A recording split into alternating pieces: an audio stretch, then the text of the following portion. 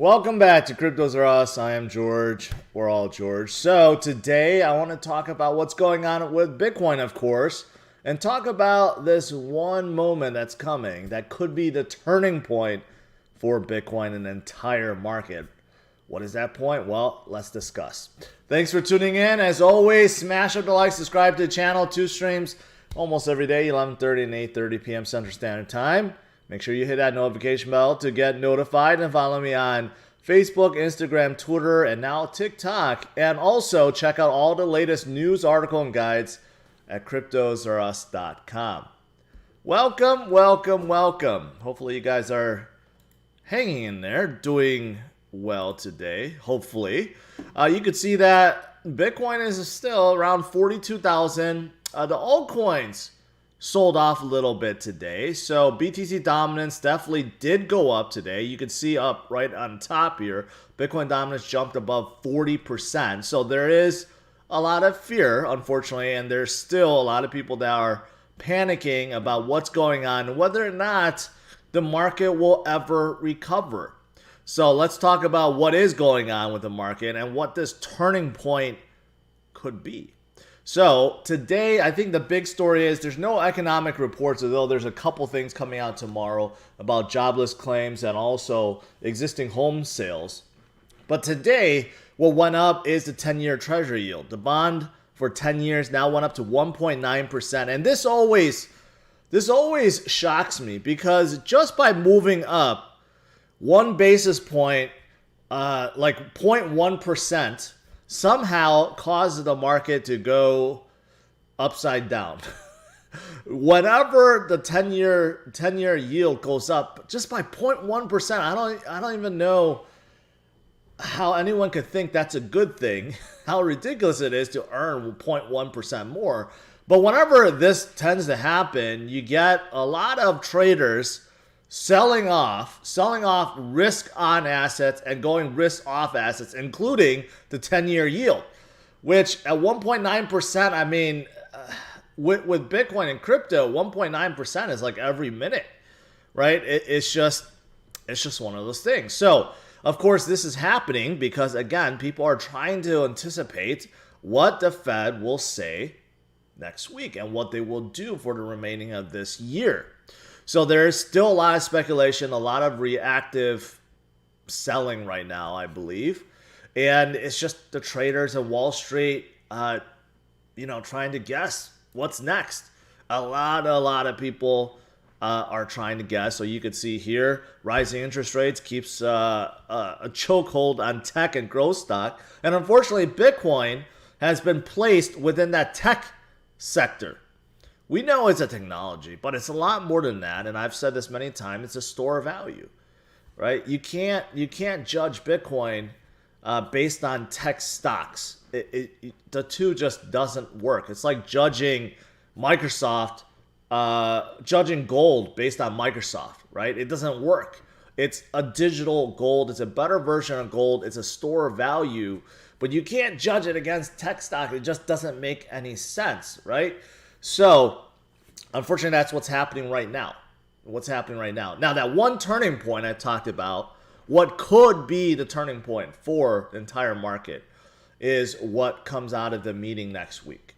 So, the FOMC meeting, the one that everyone is looking forward to, the Federal Open Market Committee where Chairman Powell and other Fed governors and board members, they get together and they talk about what they're going to do. Of course, we had one in December and they already gave hints on what they plan on doing, but what will they do? Well, that will be determined next week. And many people already speculated what they're going to say.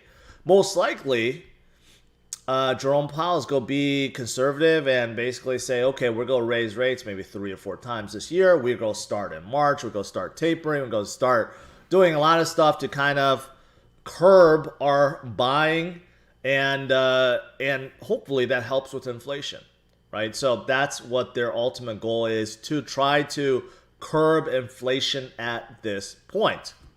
However, some of these economic reports that's been coming out since last week and this week have been negative.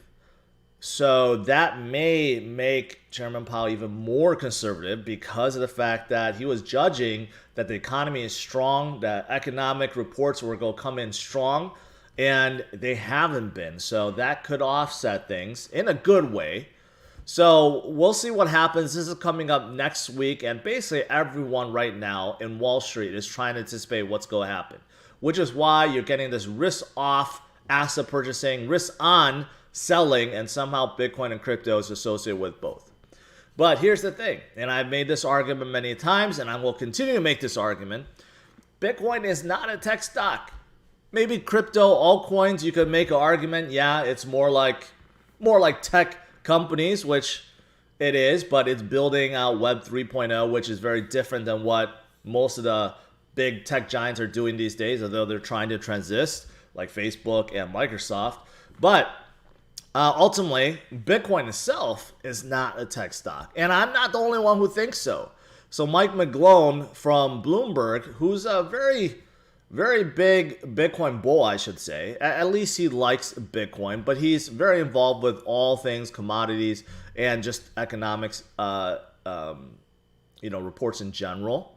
He believes that these guys that are transitioning off from risk-on assets will eventually transition to Bitcoin, which is why he still feels like Bitcoin will go to 100,000 in 2022, because he also thinks that it's a mistake right now.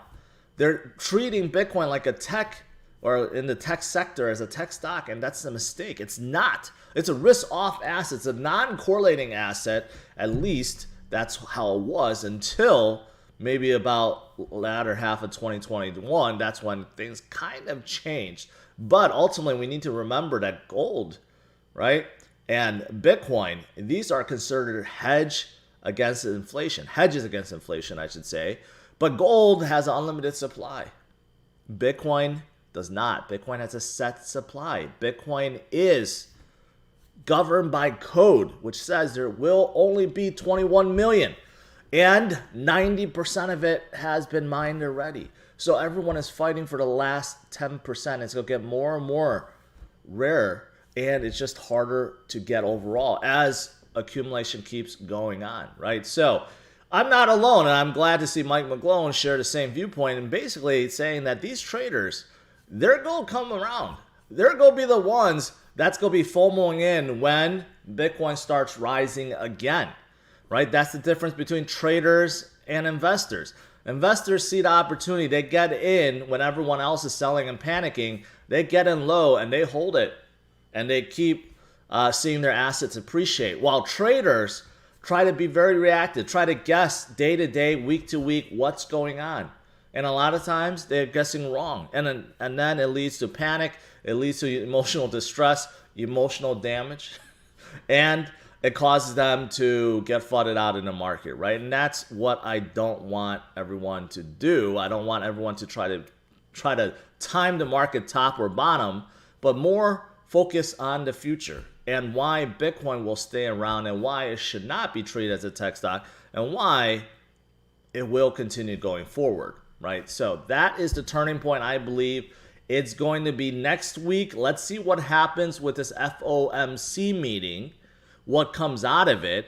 If it turns out that whatever Jerome Powell's going to do is more conservative than what Wall Street thinks, then I think the markets will rally hard, and I think Bitcoin and crypto will rally hard because of it. Now, if they come out more aggressive, which I don't think that's going to be the case, it may cause more volatility, in my opinion. So we'll just have to see. So that is the turning point I'm looking forward to. But in the meantime, we still have a couple economic reports, like I said, tomorrow, and we'll see what happens after they get released. All right. But ultimately, long term, Bitcoin is the way to go. Now, besides all this economic stuff I just mentioned, are there anything else about Bitcoin that shows a turning point is coming? Yes, a lot of things. For example, if you take a look at this is comparing realized profit, basically how many people have sold, okay, and how many people that continue to not sell. So basically, this is talking about retail people basically panic selling, and now there's no more selling. and the blue is measuring that point. So we had that point back in July when Bitcoin hit a low of about 28,000, and now it hit that same point right around 41,000, right? Again, this shows you that basically retail is not selling anymore because they are done selling. The whales and holders are not selling. So who's really selling at this point? So the chances are there's going to be buying coming up and a reversal. So the turning point could be around the corner. And also this indicates kind of the same thing. Short-term holders that are in the profit, just measuring how many people that bought recently, whether or not they're in the profit or not. And right now you can see there's not a whole lot of people that bought recently that are in the green. But however, if you chart it out, that's actually a good thing, because again, it shows you that a lot of retail people have stopped coming in, have stopped buying. They've been frustrated out or flooded out in the market, and that's usually when a reversal happens. So again, a couple measures that does show Bitcoin is oversold at this point, and that turning point could be right around the corner, right? So there's that. And also, what I find interesting is all the recent evaluations and fundraising that's been happening recently, right? Some people argue, yes, we're definitely in a bear market. I would say you could argue that maybe we're in a bear trend, but definitely not a bear market, because if we were in a bear market, you wouldn't get all these giant crypto companies. They're very, very vested in crypto, getting huge funding rounds and getting huge evaluations, right? It wouldn't happen. So that's the thing. We're seeing a lot more of it. So, I mean, just to give you a few examples, this came out last month. NYDIG, which is one of the biggest Bitcoin brokers out there. They also offer custodian services, and they help a whole bunch of institutions get involved. Mass Mutual bought their $100 million of the Bitcoin through NYDIG, but they went through a massive $1 billion funding round, which evaluates them as $7 billion. Right? That happened last month. What about this month? Well, I just covered this yesterday. Animoca brand, which is a powerhouse when it comes to NFTs and play to earn games, well, they're evaluated at $5.5 billion. They just raised $360 million. This just came in right now, right? So you could see that there's a lot of money being thrown into this space. Regardless of the price volatility we're seeing, the VCs, the investors, they know that this is the future and they're not giving up. That's why they're putting so much money into these companies. And even my partner, I Trust Capital, just did the same thing. They just raised $125 million. This was just released not too long ago.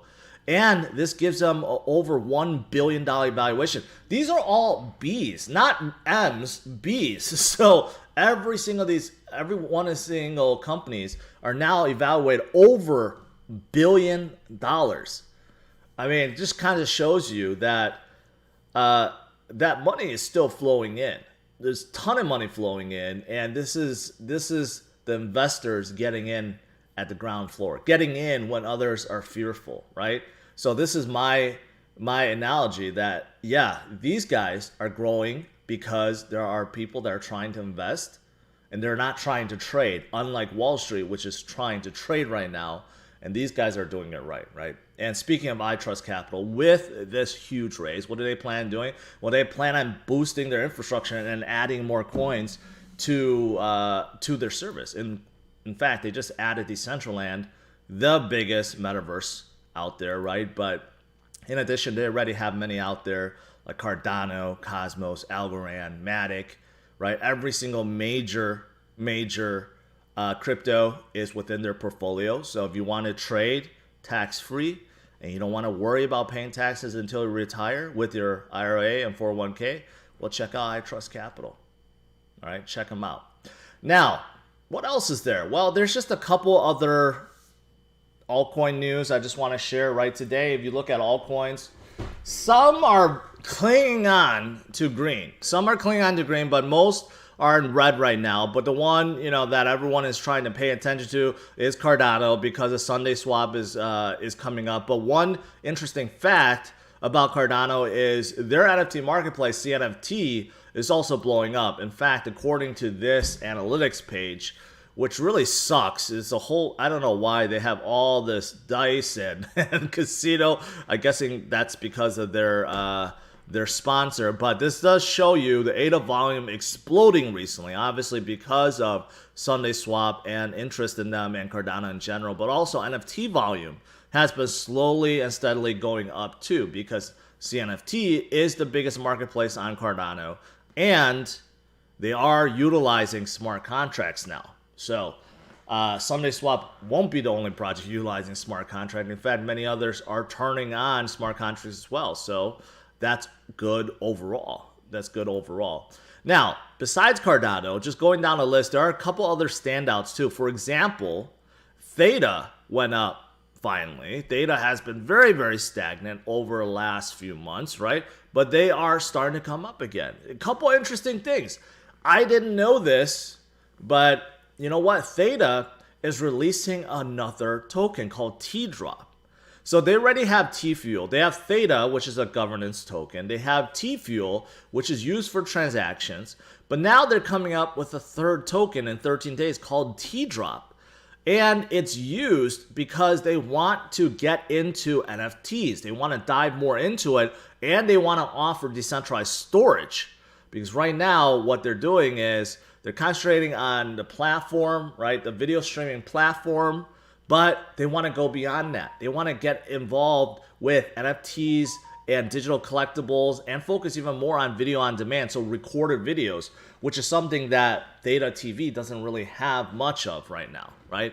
So they feel like they do need to introduce another token that will be used for this, and it's going to be based on a new TNT20 token, and the target for the drop is February 1st, 2022. So it's coming up. This is pretty big for them. And in addition, they also have their own swap too, which actually has over 100 million in TVL. So you'll be able to use a swap to go between Theta and T-Fuel and T-Drop, right? It's a 3 token economy. I don't believe I know of any other crypto projects that have 3 tokens. 2, I know. There's many that have 2, but 3, I can't think of another one. But you know what? If this helps them move forward, right, and get more involved with NFTs and everything that else they want to do, well, that's fantastic. So there you go. So they are moving somewhat today. Also, Cosmos. A lot of people are fans of Cosmos. I am too. Their Osmosis DEX is expanding. They're utilizing Gravity Bridge, and now they can talk to Ethereum, right? That's one of the exciting things about Cosmos is you have this whole ecosystem of dApps that's talking to each other, but they're also building bridges to talk to other chains too, in this case Ethereum. And they already have one internally with Terra. So Terra UST is also involved with Osmosis, but pretty soon Osmosis DEX will be able to have ERC20 tokens, right? Or at least wrapped versions of them within Osmosis. So that's pretty cool. That's pretty cool. That's what Cosmos really need right now is more liquidity, needs more DEXs, but Osmosis is leading the way. So it's very, very good for them. Very good for them.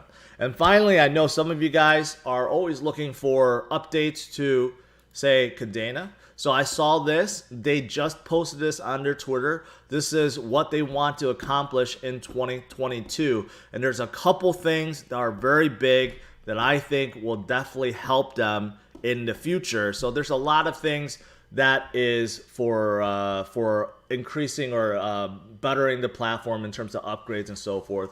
But in terms of the ecosystem, what I'm really looking forward to is the CADEX DEX, which is in beta right now. That's going to open up a brand new AMM DEX, fully functional DEX on Kadena. Of course, I talk a lot about TVL. That's going to be happening, right? And also just a way to be able to trade in a decentralized manner very easily.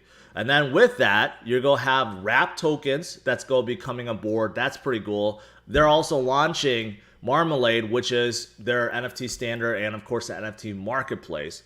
And something else that's not even mentioned in here is CADEX is also working on a browser-based wallet, which I think they really need too, because there's not a whole lot of wallets that's available for Kadena. But there's other things that they want to do, including a bridge to Cosmos and Terra. So that's going to bring more liquidity to the ecosystem as well. So there's a lot of big stuff that's happening with Kadena right now. I know recently they've come back down a little bit, and that's actually a really good time to pick up while they're still cheap. So there you go. That's pretty much it. Outside of that, I mean, overall, you got some green, you got some red. Today's somewhat of a recovery day, but not really. And all eyes are just waiting on what's going to happen next, right? But that turning point could be coming sooner than we expect. So there you go. Let's do some Q&A.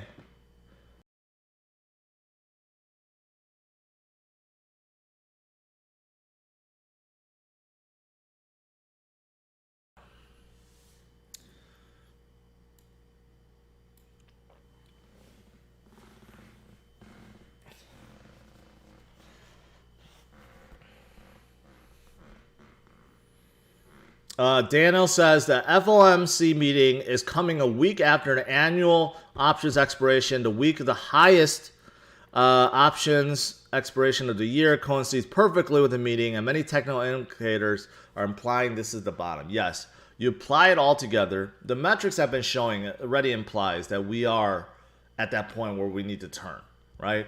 If you look at a lot of technical indicators, also looks like we're ready to turn, that we have formed the bottom and Bitcoin has been too oversold. But you time it with the MLC meeting, right, which could be very positive. So I think that could be the turning point for the market. But even if not, I think overall, Bitcoin will be seen as the best hedge against inflation. There's just nothing better, right? Overall, I think even though the traders may not realize it now, they will realize it later. So let's see here.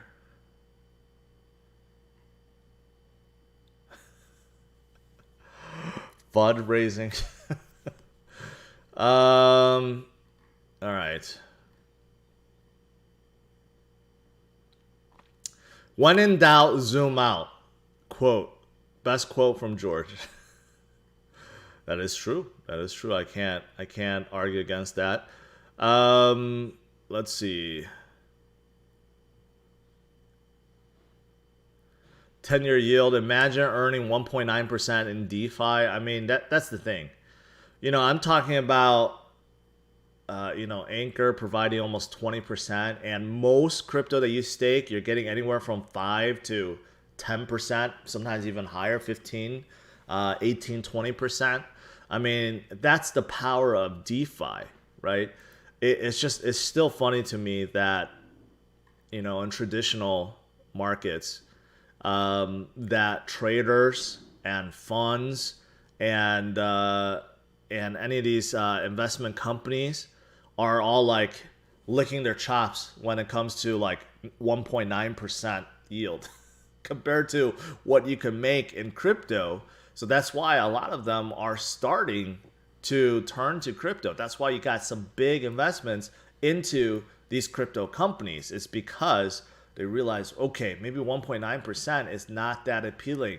Maybe we need to look at something that yields a lot better.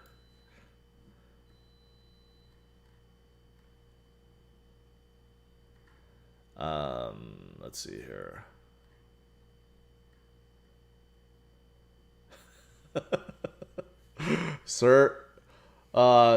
Sergey, I think. I don't know if that's how you say it. I also have 3 tokens, but they're all down the drain. Just hang in there. Hang in there. Let's see. What else is there? Lakers Nation, I do appreciate that.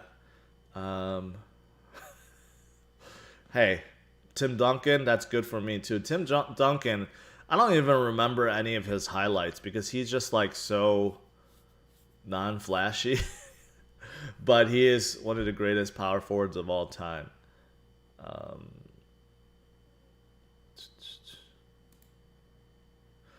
Joe says, love the staking videos. We would do a classic top 100 review for best staking option for each. That's going to be hard because I'm not even aware of every single staking option.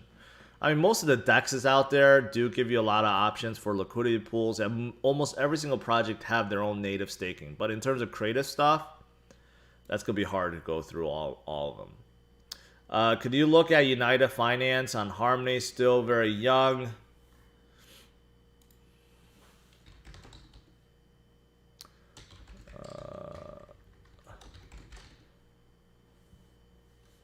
I don't know which one it is. Is it just United?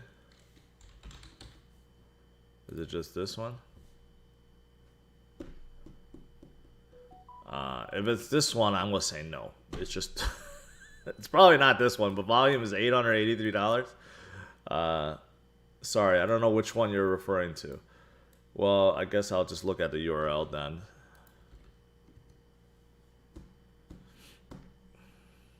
First algorithmic stablecoin on Harmony, pegged to 1 via, I don't even know how to signerage. So, I mean, these basically they're able to provide 1,000 APR because they're using their algorithmic stablecoin, but I don't know how they're doing it. So I don't know. I can't discount it since, you know, Terra is also algorithmic, but they have a really unique structure where they burn Terra or Luna. They're not burning one. So I'm not sure. I have to know more about it. Get a foam roller for your workout recovery. That sounds like a good plan. I've used it before when I attended PT, but it's more my like knee area, so it's hard to like roll that out, you know. But I appreciate it. I mean, I think I just need to strength train it more. So I've been hitting the gym more, just doing more leg exercises, and hopefully that's the right path. If it really still doesn't work out, then I'll go back to PT. But I think I just need to strengthen the leg more. Will DOT lag against ADA, Sol, ETH? You know what? There's no guarantee of that. DOT is still doing well, and there's a lot more parachains now. There's also concentrating on NFTs and DeFi, right? So you never know, especially Engine. They have a whole chain dedicated to NFTs and games. So you got to you just have to be patient, right? And I don't think there's anything wrong holding DOT at this point. I want to move from Binance to stake in DeFi Kingdoms, but one withdrawals have Binance been disabled. What can I do? There's nothing you could do. Get another exchange. That's really it. Get it from KuCoin, and sometimes KuCoin disables withdrawals, and then get it from Gate.io.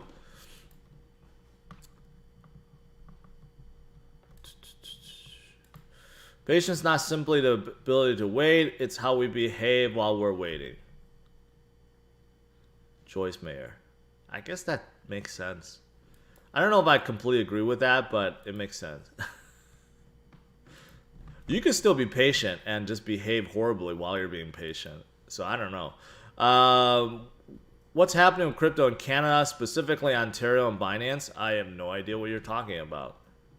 I just know WonderFi from Mr. Wonderful. He bought that exchange, but I don't know what's going on in Ontario and Binance. If you can't use it, you can't use it. You just have to find an alternative. I mean, nowadays, there are a lot of alternatives that you can use. I mean, KuCoin is great. Gate.io have come a long way. So, I mean, they're really good Binance alternatives. Do you believe Ecomi is a hidden gem? Not really. It's not a hidden gem because it's already above $1 billion. Can it continue to go up? Yes. I still think they have a lot of promise. They moved to Immutable X, so they're within the ecosystem of Ethereum right now. But right now, I think the way their VV app works, it's still kind of like a closed ecosystem. And primarily, all their NFTs is based on like cartoon artworks, kind of 3D animation, right? And they haven't really gotten away from that. Even though they have the licensing with NFL, like it would be cool to have some NFTs based on real, pictures and and games and stuff like that. It seems like they haven't taken advantage of that. Maybe eventually they will, but right now they haven't. Leg day hurts. I hate squats. I'll tell you. I can't even do squats right now because of how bad my knee is. I have to do it with just a bar and no weights. I mean, if I'm just squatting even with no bar, it hurts. So I always hated squats. Maybe that's the reason why. Paribus is breaking out. Please review it. Okay. Is that just... It's not really breaking out, man. Just having a little day, 13 million market cap, really, really early. Invest in DeFi, redefine your yield. Yeah, I remember about this on Cardano. Well, we'll see. We'll see. If Sunday Swap is a big success, I could see other projects like Paribus and Meld all doing very well. In fact, I'm just curious what Meld is at. I think it's this. Nope. Didn't even show up. So I don't know what it's worth.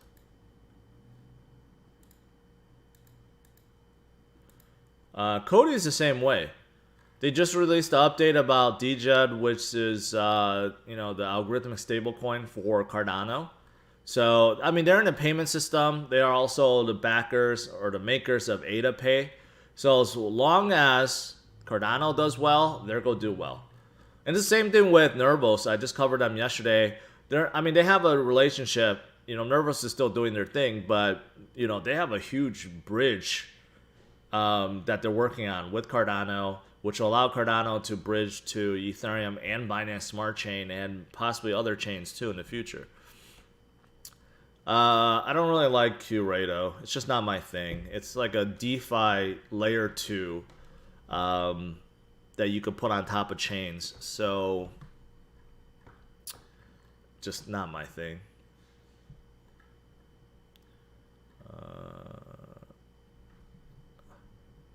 Connor says, I always hated squats too. I force myself to do legs. Yeah, I hate leg days.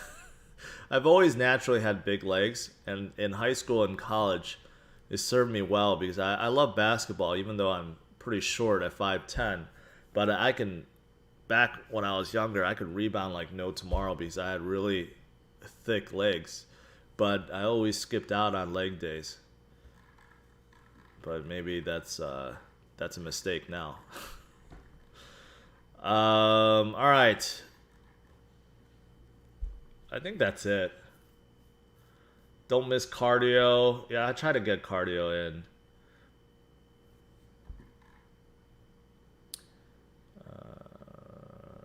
VeChain. I mean, people are still waiting on VeChain. I am too, right? It's just a matter of patience when it comes to VeChain.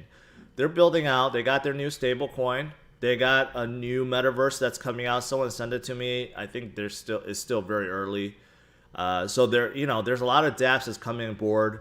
I'm waiting for VeChain to come up with like a fund, like some of these other projects, maybe $100 million, $200 million, $300 million fund to draw on dApp makers and get more consumer-based stuff. That's what's exciting. That's what people want to see.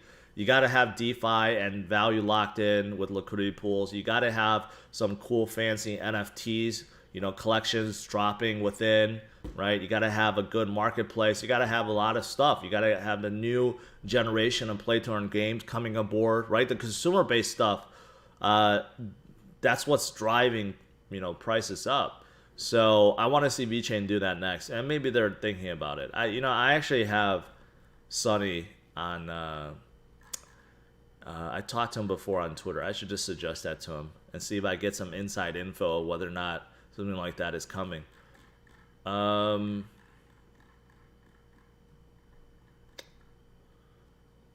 Meld is coming 31st. That's good. B Pro. You know what? I don't know what's going on with B Pro. I mean, I do and I don't. Basically, they need to get more people to use their code base. I know they're cash flow positive already, so as a company, they're doing fine. But in terms of their tokens, not a whole lot of people is buying them right now, right?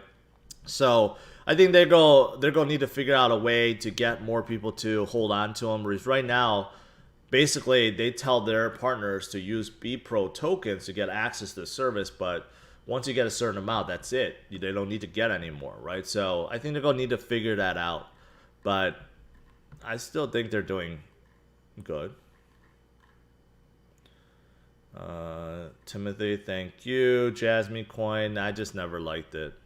Too many shillers at the beginning. I don't know why. Syscoin, I don't keep up with Syscoin anymore. They're pretty old. I don't hear a lot about them. Is it best to hold ETH and stake in ETH 2.0? I would say right now, just don't stake in ETH 2.0 because you might get frustrated that you can't take it out. If you have ETH, just hold on to it or stake it, put it into BlockFi or something, get your 5%, and just wait. Wait it out until the beacon chain is out. Domi, okay. Should I hold HNT since I'm mining it? It's really up to you. I like HNT. I mean, Helium has done very well over the last year. So they're huge. They're in the top 30? Or they were close. Where did it go? They're in top 50. Yeah, they're huge. 3.1 billion. At one point in time, I think they were like 4 or 5 billion. So I think overall they're in a good space. 5G is a hot space. It's a hot space. All right, I think that's pretty much it. X-Ray ISP for Cardano. Sorry, Kevin, never heard of it, so can't comment. All right, guys, that's it. Overall, Bitcoin is still kind of stuck where it is, right? The market is still a little flaky because, you know, the traders are still doing wonky things, really reactive. Today, the yield went up a little bit, so people are like panicking over tech, right? But ultimately, we know that Bitcoin and crypto will turn around, right? You can't treat it as a tech stock. They're not like tech at all, or not like tech stocks at all, but they are tech. And they're building out Web 3.0. So it's very exciting. But next week, we do have that big turning event, FOMC meeting, right? I think it could be a big turning event. And even outside of that, all the metrics show that the turning point is right around the corner. You just got to be patient. You got to be an investor and not a trader to win at this market. All right.